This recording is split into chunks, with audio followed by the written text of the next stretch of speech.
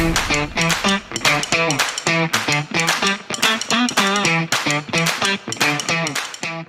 magandang araw. Welcome and welcome back dito sa ating vlog. And for today's video ay tuturo natin sa inyo paano tayo magpalit ng password sa cellphone natin. Actually, pwede naman siya kahit anong cellphone. Basta magkapareho lang yung setting arrangement ng cellphone po ninyo. Okay?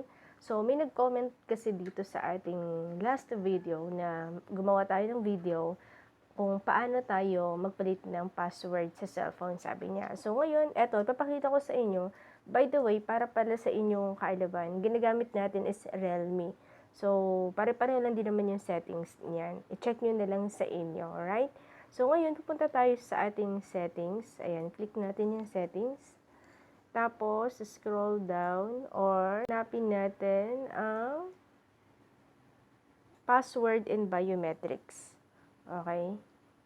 So, dito po sa password and biometrics, mga kaibigan, makikita po natin dito, lock screen password, tapos pwede rin ninyong i-activate kung merong fingerprint yung cellphone ninyo, okay? So, pag sa password naman, click po natin yan.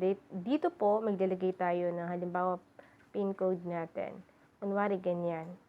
Tapos, turn off muna natin, disable natin, tapos type natin ulit. Ayan. So, wala nang password yung cellphone natin.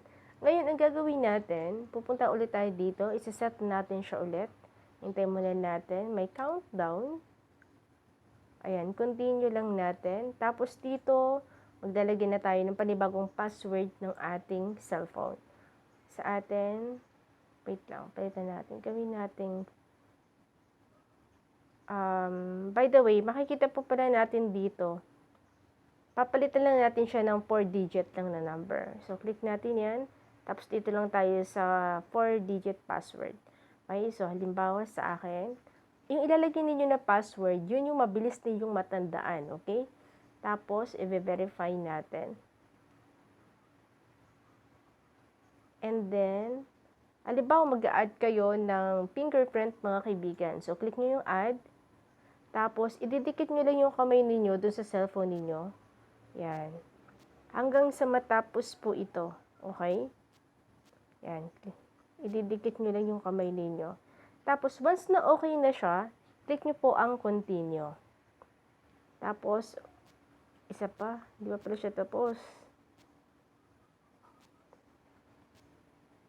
Then, continue.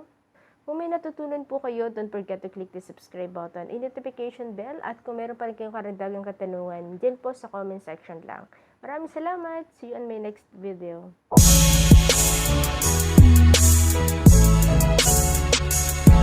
Hey!